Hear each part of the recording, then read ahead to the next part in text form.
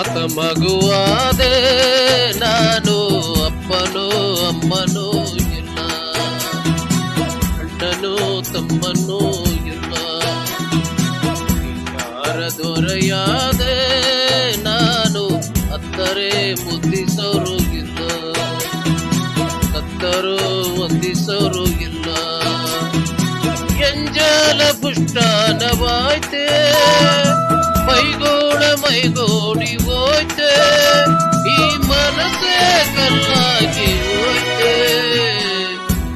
ಆತ ಮಗುವಾದ ನಾನು, ಅಪ್ಪನೋ ಅಮ್ಮನೋ ಇಲ್ಲ, ಅಣ್ಣನೋ ತಮ್ಮನೋ ಇಲ್ಲ.